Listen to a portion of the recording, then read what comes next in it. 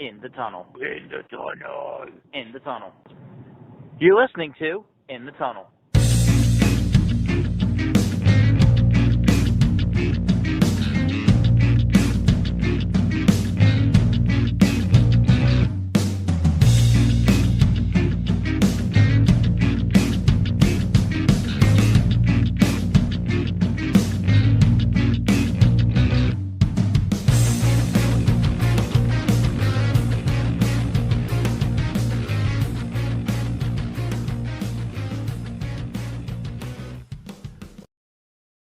Hello and welcome to In the Tunnel, episode number 92. Yes, 92, the episode where we jump past the rest of the 26 teams remaining that we had for potential interest for NFL season because it is now week 4. Yeah. We do this podcast monthly, it seems now. No, this time the break was like, there's a lot of things going on in a personal life, so I really couldn't find the time. Yeah, unlike the others. So, yeah. We're just gonna kick it off, though, with the NFL. We want to talk about the newest team on the block. Yeah, the Kraken. And we wanted to bring to the attention the averageness of their preseason play and what exactly does that mean for them as a team this season.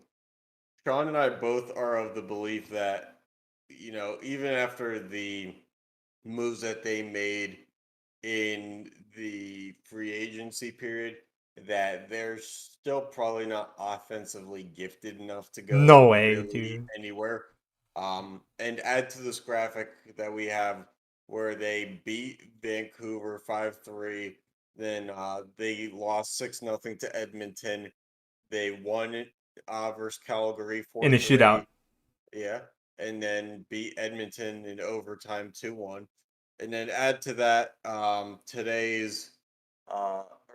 yesterday's uh, loss of 4-1 to the Flames. So what is telling here is if their goaltending can keep them in a game, is their best chance to win. Yeah, I mean, if the goaltending doesn't show up there, they're done. This is a team that plays playoff hockey right off the bat. Yeah.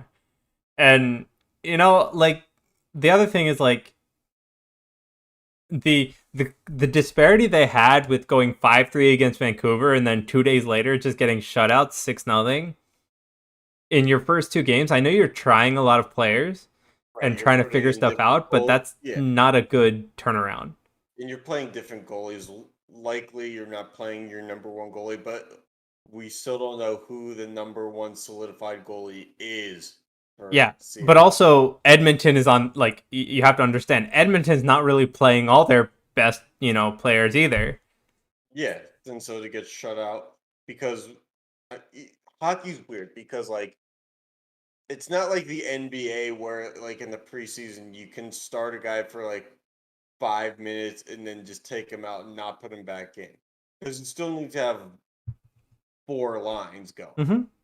So it's not like you're dressing and putting 40 guys on the bench. Right. So whoever's playing is playing, which means, yeah, you might have some star power from, the McDavid line, but likely you're just not going to see them in most of these games. Yeah, like, those players don't need to really fight for their spot, so they might have a few shifts, but that's about it. Oh, I do want to say real quick, kudos to Seattle and the Kraken for not playing their preseason home games in their new arena. Because I think that one of the biggest dumb things in sports is if you're going to open up a new arena for the first game to be preseason and essentially meaningless, then flash forward to the regular season and make it a big hoopla. Is like, no, you opened the doors to the place a month ago for the meaningless shit. Like, Fair just enough. Fair enough. like if you're not going to, do it at the practice facility, yeah, you might lose some revenue, but come on, it's preseason. You weren't going to sell it out. And then the Flames can make it to your practice facility, just as you could, and then just go from there when the season starts. Yeah. All right. So then next thing we want to look at is ESPN is picking up coverage of the NHL, as you can see here. ESPN and Turner Media. Yeah, and Turner Media. And we're gonna get into what we think of how this move is for the NHL. And for me, it's unfortunately the thing is we're in an age where everything is needed through the internet, and that's kind of where NBC was lacking because they never really promoted their web content versions of things. Even the Olympics, whatever they were broadcasting, they didn't do enough football to ever market it that way because they only had the one game of the week. Mm-hmm. And so NBC kind of uses a more traditional approach. The Right. problem with that is that's not where demand is for a consumer anymore. Nope. And so what I think is good about this is it opens the door because NHL was on ESPN Plus in some capacity last year, but that didn't really mean anything. But now you have multiple ESPN networks, and obviously not going to go on ESPNU, but having ESPN, ESPN2, maybe even ABC is I a mean, big boost. also, like, their online platform is still pretty decent. Like, I've been able to navigate it the times that I needed to. Yeah, and I navigate your login when I need to as well. So, yeah, like, hopefully being able to see these games online is a lot easier going forward. But yeah, what we really wanted to see is what's the coverage going to look like?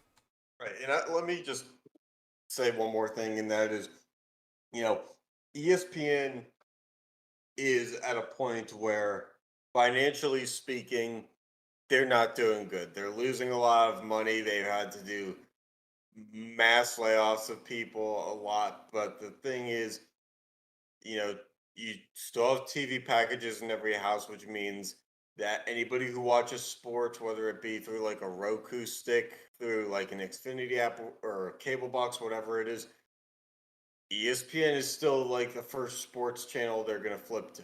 And that's going to drive ratings up just Yep. in that 15 average quarter hour block. And that'll do big things for the NHL. And I Yeah. think Turner will do that too because Turner has the association with the NBA, with college basketball. So I think that these are big stepping stones for the NHL. I don't know if the NHL, when they signed the dotted line, is getting as much monetarily as they were getting out of NBC, but they were also extremely desperate when they signed with NBC. Yep. So, All right. Well, yeah. So on to the coverage. So for the ESPN, few names that stand out. Like you basically got their entire NHL, analysts back. So like Barry Melrose and Mark Messier. yeah, Um, and you know what? I'm in one of the minority that thinks that Barry Melrose doesn't tell me anything that I don't know. yeah, no, Um, but he's the staple there. Back when they just got he's rid the of the whole staple department, they there, rehired the whole department. right? But he's was the staple there in the sense that he was the one there. Yeah, And that's pretty much it. Like John Buccigross, who was a sports center anchor, was phenomenal for hockey because he actually cared. And outside of hockey, built a Twitter following about college hockey and the Bucci overtime challenge. If you ever heard of that, was about like tweeting a guy from each team of a game that was going to overtime, and if you were right, you had a chance of winning free merch. And he grew the game through social platforms, which should be done. I think Barry Melrose is too much of a throwback, yeah, but but I do. Go ahead. I mean, like the rest of the lineup, it's like whatever. You have Kevin Weeks, he's been on NHL Network. Mhm. gonna be whatever. I don't know, I mean, like none of the other names really stand out to me. well, Sean McDonough in the middle row there. Yeah. Um, I don't know if you remember. He was the guy who got swiped out of doing Monday Night Football a few weeks ago. Because or not weeks, years ago. Problem with him doing Monday Night Football was he was not a big enough name because it wasn't the John Gruden, it wasn't Yeah. the Peyton Manning or whatever. But he did good. It's just it was a cast around him that wasn't very good. So for Monday Night Football, they just decided to change everything instead of changing around him. So he got a year or two of Monday Night Football exposure, then got to leave. Now he's doing college football, but what I see from that is that's probably one of your more experienced play-by-play guys. But that also shows he hasn't done NHL play by play. As far as we know, we Yeah, could be wrong on. so like that's my point is that like you have like some the analysts are okay. Like Melrose is an analyst. He's gonna reiterate points we already know, but he can talk hockey, right? Messier is the same thing. Weeks he'll be fine. They can talk hockey. Linda Cohn is going to be an interesting one because she's a Sports Center anchor, and I think more But she's only a host, so she just right. gotta throw around some buzzwords, man. Right. I was going to say like, and obviously I can't read every line of the graphic from Yeah. here either, but Yeah. those So are the like ones I know. So I, imagine the ones I don't. I mean, I'm just like a lot of this lineup is good, but I'm more worried about like what's the play-by-play gonna feel like, right? Well, Like, my worry also is, and this is not to take anything away from the people who are on this grid, this list, but I feel like when I look at this, ESPN, for all the hockey coverage and content that they did not give us for years and years, kept a lot of the hiring for this team or a lot of the announcement of this team in house. yeah, They didn't really go out and get talent, which is different than Turner, which we'll see in a second. hmm But this was the opportunity. If you're going to grab, you have to grab because that talent isn't going to want to drop their contracts later. yep. All right, yeah. So let's take a look at Turner now. Yeah, Um, so for studio analysts, you get Wayne Gretzky, which is far better than I hockey mean, operations analyst Wayne Gretzky. you literally like look Gretzky, and then you get Rick Tocchet. I'm like, I like those names. I think they can analyze really well. I think they could too. I've never seen Rick Tocchet in that space, but But I he's a know when he's coach, though, so trust me as a Penguins fan, I know he was a coach. He was a coach here. yeah, He's the Phil Kessel whisperer. yeah, I know. I know. yeah. I know. But like, that's my point. Is like just those two names out of the studio analysts, and like you're like, all right, well, Wayne Gretzky is Wayne Gretzky, and Rick Tocchet, he was a coach, so they should be able to carry and Yeah, but by that same vein, Wayne Gretzky is Wayne Gretzky, but they said Wayne Gretzky is Wayne Gretzky. That's why he'd be a great coach, and it didn't. That's work. not how it Wayne works. Gretzky is Wayne Gretzky. He's a great hockey mind. He'd be great in the front office. Didn't work. Didn't work. No, but all he has to do Wayne here is Gretzky talk is about Wayne what he's Gretzky. seeing on a screen, man. Right, but Wayne Gretzky is Wayne Gretzky. But if he doesn't give a shit, then Wayne Gretzky doesn't give a shit is Wayne Gretzky that doesn't give a shit. Yeah. Anyway, Now, I'd like to see Wayne Gretzky and Paul Bissonnette in the room because Paul Bissonnette is going to be he's going to be like the Charles Barkley on inside the NBA, but for hockey. Paul Bissonnette, when he's doing his Spittin' Chicklets podcast, is completely unfiltered and talking about the things he did with women back in his playing career. Now, that with Wayne Gretzky is going to create lots of great content that will grow the game in a way that nobody really understood that they needed to see. yeah. Okay. Anyway, aside from that, your other in-game analysts are Olszek and Pang. Olszek should be fine. Eddie Olczyk? Yeah. So the rest of this is just the NBC cash grab Yeah, because Pierre McGuire took a role in the Senators organization, I believe. thank God. So Liam McHugh, Eddie Olczyk, Kenny Albert, and Keith Jones all were on that NBC Yeah, team. And those are the ones I know. Brendan Burke, I believe, also was. I think he was too. But Darren Pang sounds new to me. Pang's new, but like Olszak, Keith Jones, Liam McHugh, it's I like swear to God, though, if I hear more shit about Olczyk talking about horses than hockey, because that was the big NBC thing. NBC was like, "Well, we run the races. Let's have Eddie Olczyk talk." I was like, "This guy coached the Penguins. I don't give two shits." No wonder why he fucking couldn't take the Penguins to the playoffs. He was too busy looking at ponies. oh yeah, but I mean that just shows like they went out, they got the NBC crew basically, and they got some good studio analysts. Yes, they got the quality, but the thing is, they don't grow with the same old, same old. Yeah, but This I was mean this you're was a basically chance looking to- at a pretty good in-game core of people, and then you Yeah. have the studio that's new, so hopefully that like grows. Oh, it would be great if they just used the inside the NBA studio. The amount of shenanigans that go on there. I want to see Paul Bissonnette and Wayne Gretzky run to the big board like Shaq and Charles Barkley's fat ass doing the same thing. All right. Anyway, But anyway, this was the opportunity for both these families of networks to go and try to be innovative. yep. I don't think either one really did. I mean, I don't know if they had to be innovative. I mean, But you're trying to push for personalities that will grow the game. right. And instead, and I don't mean this to rhyme, they instead pursued personalities that will do the same. Yeah. They Okay. did the same as they ever did and will ever do. Fair enough.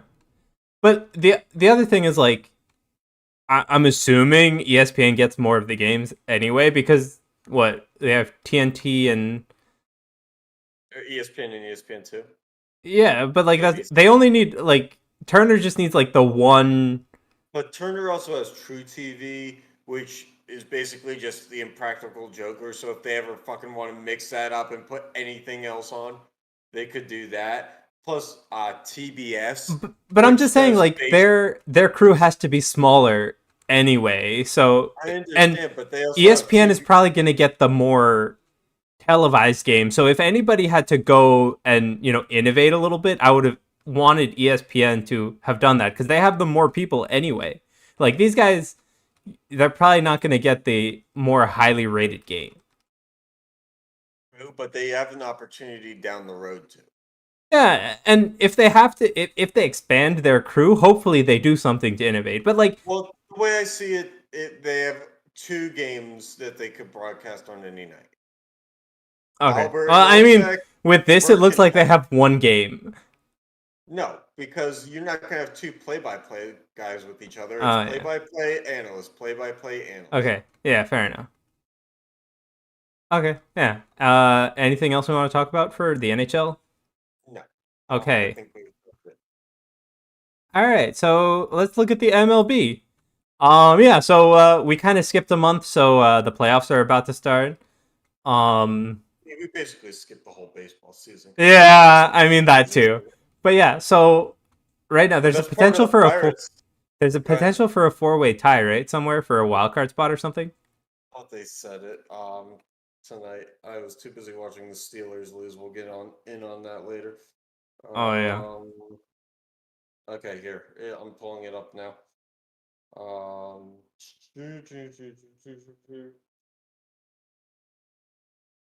It's going to be a Yankees. Okay, here we go. Here we go.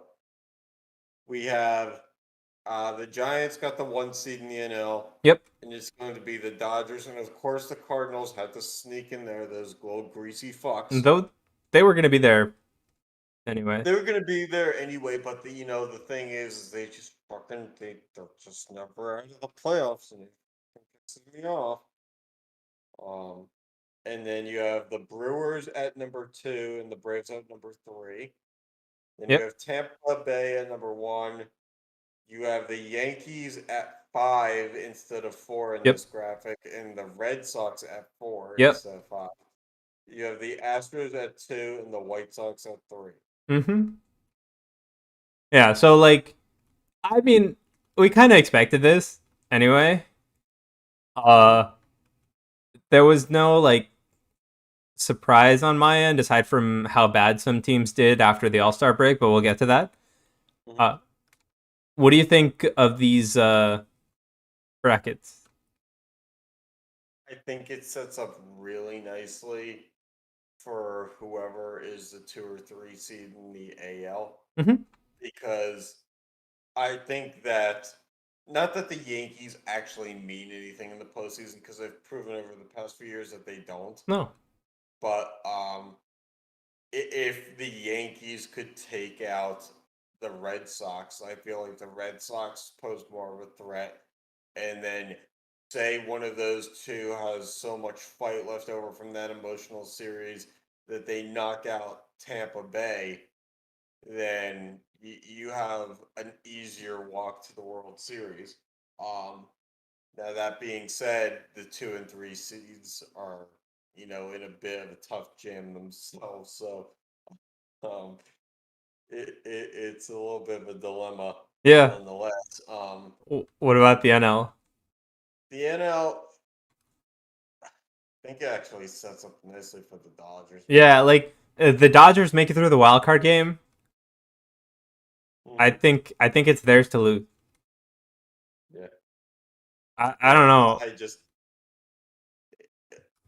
neither of those teams strikes me as being too threatening, whether Yeah. it be the 49ers or the Giants or the Cardinals. 49ers, dude. Hey, I'm close enough. It's football season. It's not Yeah. baseball season. And the only other thing we want to talk about is there are rumors about an expanded playoff format for at least 2022 and beyond. Yeah, Um would be nice. I think the MLB kind of needs it, It does. The thing is, but I also they think that their season just goes on too long anyway. right, that's what I was going to say.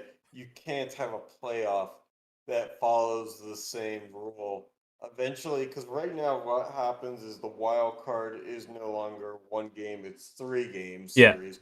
The problem with that then becomes you have to re-implement the one game somewhere if you're going to have a 14-team playoff, because otherwise you're going to have baseball Well, going no, into December. I think they were saying they'll just give the one seed overall a free pass for the first round. Isn't that what there is now? No, no. So right now the wild card brings you into the 4 teams, right? So instead of having a 16-team playoff, they'll have a 14-team playoff No, with. but the wild card is still a playoff team. So that's a round. It doesn't matter. Then the 2 and 3 It seed get a does. free pass too, right? If you say the wild card is a round, then the 1, 2, 3 seed gets a free pass from the wild card round, and your logic still makes no sense. You mean the MLB's logic makes No, sense, yours. but the MLB's doing the same thing as me. That's why it's your logic. Anyway, so So I run baseball, is what you're saying. I mean, who else could come up with this convoluted of a system? I would be the one who creates a system so mind-boggling and head-spinning that I ended up being wrong. Anyway, so like if they I do, made a pros and cons list, and I've made sure that the pros vastly outnumber the cons. The only con is this really big one. but so if they do a 14-team playoff, well, I think it's a good idea. I just don't know like how they're gonna seed everything, right? Are they gonna take 1, 2, 3 from the top and take like 5 wildcard teams? Are they gonna take the top two from Uh, each division and then it take has two to be. wildcard teams still, or one wildcard team? I think that you have to have the meat and potatoes in the middle of the pack. The middle of the pack playing each other, kind of like an NFL, or not NFL, NHL, NBA playoff series would be fun. Yeah. All right. That's kind of what the wild card is now, though. or the 2-3s I and mean, the 4-5s instead of the 1-5. But the thing is, it's baseball, so like that kind of unknown is just always going to be there. hmm. I mean, yeah, when this wildcard thing was one game, I absolutely disliked it. I was like, Yeah, you think I was happy about the Pirates getting sent home on a wild card after having a like 98 win years for like 3 straight years? yeah. So, I mean, I think it's a step in the right direction if they do like a 14 team playoff, because then at least like everybody plays a series and hopefully a more meaningful series. But yeah. Anyway, on to what we really wanted to talk about. Oh yeah, this is the funniest time of the year. The time where Mets fans are disappointed, Crying. which well, they're crying, but not really because they start crying basically the day after opening day because they all just live in like this state Purgatory. of purgatory and dementia where like winning doesn't exist. And so just to see them like up, how many games was that the All-Star game? There They were up were 4 8 games over games over 500. Philly. No, over 500. Oh, yeah. 8? Yeah, there were 8 games over 500. All right. Pretty good for them considering They ended the 16 years. games. They ended what, 6 games under? Sorry. 6 games under. Yep. 6. You gotta love it. You spent for Lindor. You got Javi Baez. Sell the farm a little bit. Still got no bullpen. Got a new owner. Same front office that can't keep their hands off other people, which is a little bit weird that the state of New York just appoints people to high ranking positions who just touch other people involuntarily. So I don't know. It I seems to be mean, more of a qualification at for least leadership roles. at least they weren't alone this time. As far as we know. Um, I mean, if you look at the Padres, they had it worse, right? They were 13 games over 500. well, the thing about the Padres, yes, they were 13 games over 500, but the Padres had the telltale signs of a team that would crumble in the sense that they were overconfident, and I don't know why I'm pointing with my hand when it's not on camera. They were overconfident. Fuck, I'm gonna get this. They were overconfident because of all the swag. They had high rated players that made a lot of mistakes because as great as Tatis is at hitting the ball, he can't fucking field one to save his life. I was telling a buddy this. Fernando Tatis Jr. had, when I checked this out like a week ago, 23 errors in the field. Yep. Just to let you know, Pedro Alvarez, who threw the ball into like the crowd from third base almost every week, had like the same amount of errors every year when he was with the Pirates. And they eventually moved him to first base, and they eventually moved Tatis to the outfield, and he still had errors. Alvarez ain't in the league no more, and the fact that he could hit a ball far was never the fucking issue of why he wasn't in the league. So all I'm gonna say is they paid a lot of money for a guy who can't do shit outside of hitting the ball. They overpaid, and so their bullpen was all washed. Mark Melancon was good a time ago, but he's not good now. Jake Arrieta was good a time ago, but he's not good now. The thing is, you're giving roles to guys who are not good now. Yep. And then the final straw is they whiffed on trade deadline moves. Their biggest trade deadline acquisition was Adam Frazier from the Pirates. And while he wasn't hitting the same in San Diego, they were about to bring in Trey Turner and Max Scherzer. Yep. But LA swooped them at the last second. What are you gonna do? So this is how you end up in a state of, as you put with the Mets, purgatory. Yeah, I mean, their fall was worse though, right? Because they were 13 games over. They ended 6, or was it 4 games or 6 games under? I don't even know. So that's like a 19 game swing. The Mets only had like a 14 game swing. So Yeah. yeah. But you know what? The Mets fans never allowed the Mets to think that they were hot shit. The Padres would, I feel like, act aggressively ignore the fans who would tell them or try to humble them and just be like, nah, we got this. Yeah. Well, if you're a Mets or Padres fan and wondered where it all went wrong, just blame the All-Star break. Yeah. Blame that thing that rewards you for doing half of a season's work. Yep. All right. Let's move on to the NFL now. Sure. So, The NFL, where my fantasy team is yet to win a game because the NFL is the NFL and nothing is ever right. yeah, so we're currently fourth week. Yeah, so week four was today for the most part, but we don't update the ratings because they make us sad, except for Sean, whose Giants actually won today. Yeah, actually one dude. Wait, what? I want to update the ratings. Yeah, and guess what? Somebody had New Orleans -7 Oh. for Uh. all the weeks of you guys to get this shit together. Anyway, aside from the Giants' terrible start to the season, finally winning a game, um, the New England and Tampa game going on right now. We don't have the rights to this song. Um, yeah, I don't know. I think like I'm kind of surprised since Cincinnati's three Oh one. no, I'm not surprised if, although I'm surprised that the Steelers aren't 0-4 because I went to that Cincinnati Steelers game. Holy shit, are the Steelers bad? Like, I almost texted you it's Gonzaga rant time on the drive home after the game today. This team is fucking clueless. They don't know what the fuck they're doing.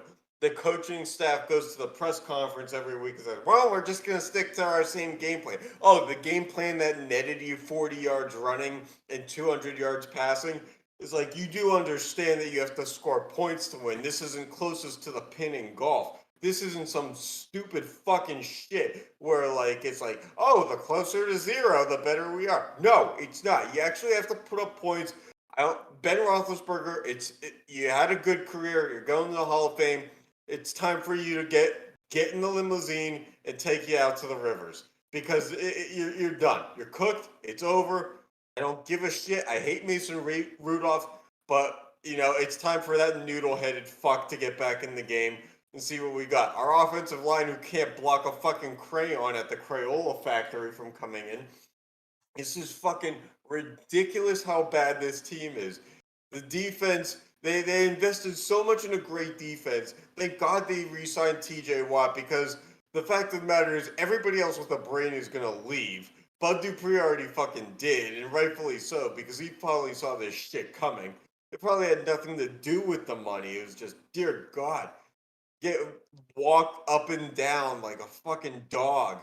Jesus Christ. All right, well, let's turn our attention away from the AFC North. Oh right, we have to talk about other teams. Yeah. So, why don't we look at Las Vegas and Denver? The Patriots are beating the Buccaneers right now. Yeah. 7-3. So why don't we look at the AFC West, where I don't know. I think the teams are kind of behaving as expected. I don't know about Kansas City though. Mhm.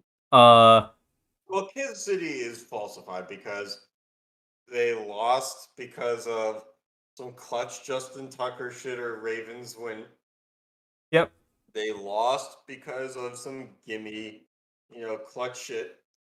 They haven't really lost by, anything other than a team with luck in the last minute of Okay. the fourth quarter.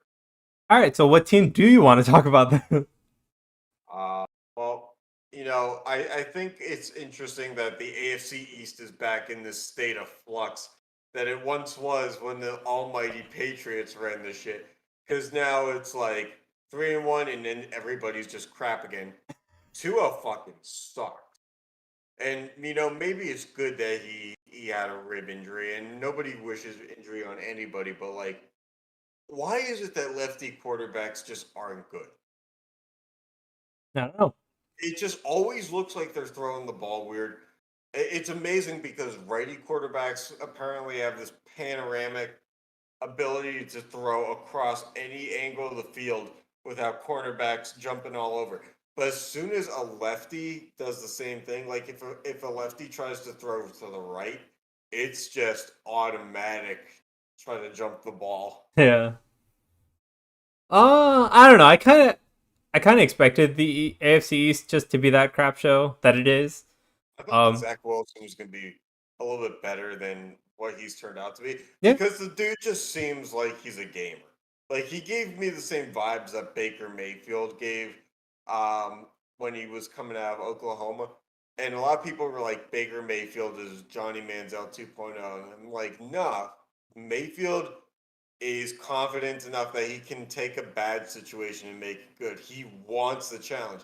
And I think Zach Wilson wants the challenge and can do great things. But Mayfield never had the 4 interception game. Hmm. You just can't have that. Honestly, if you're in the AFC East and you have a rookie quarterback and you're not the Patriots, you should have an exemption from having to play against Bill Belichick twice a year. Because if you want to be successful, you kind of have to learn how to yep. to grow, and that dude is just going to stand in the way every time. It's amazing Josh Allen ever got to where he was. They probably strategically deployed him after Bills Patriots games. Yep. All right. Any standouts for this list? Any? Yeah, the Cardinals now are 4-0. We have Yep. 3-0 on here, and a drubbing of the Rams, might have said. Put up 37 on that Rams defense is no small task. Yep.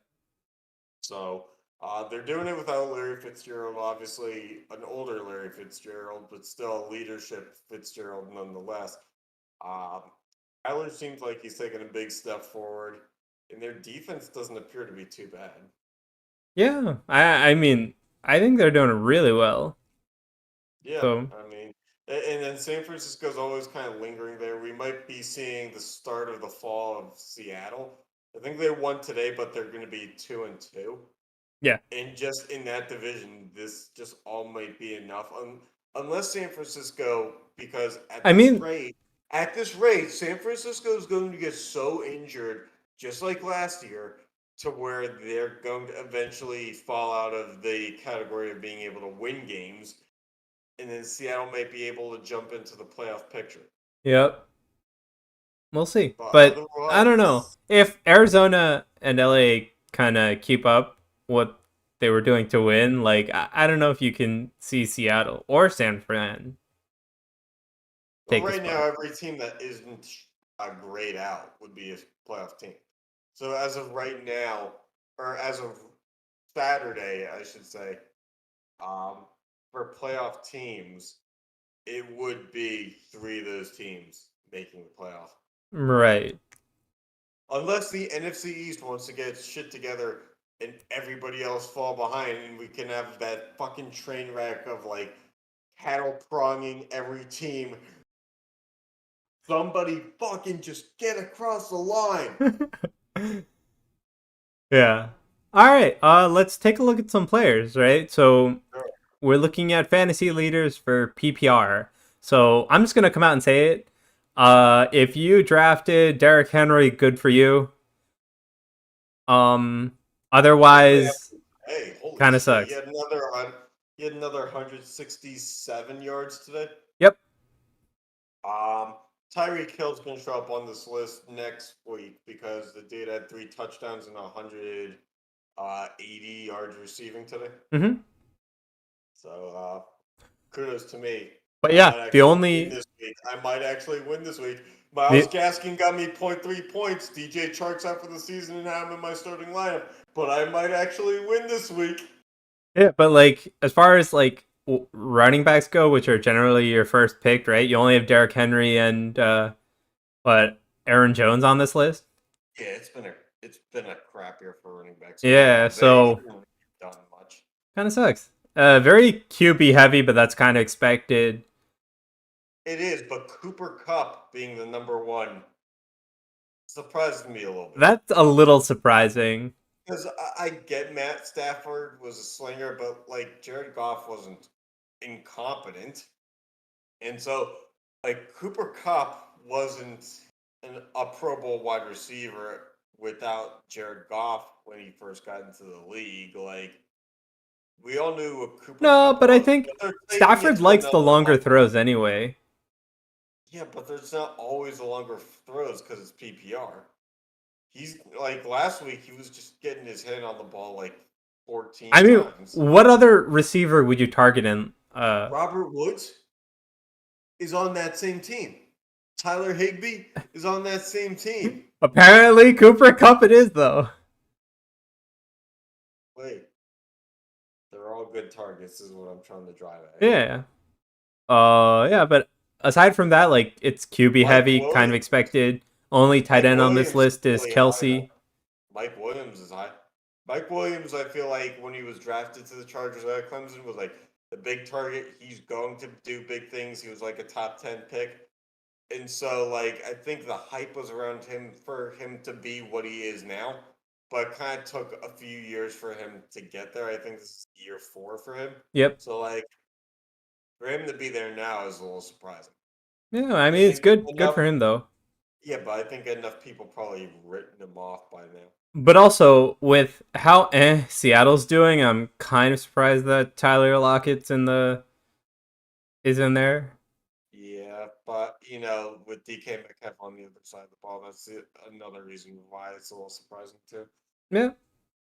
All right. Anything else you want to talk about?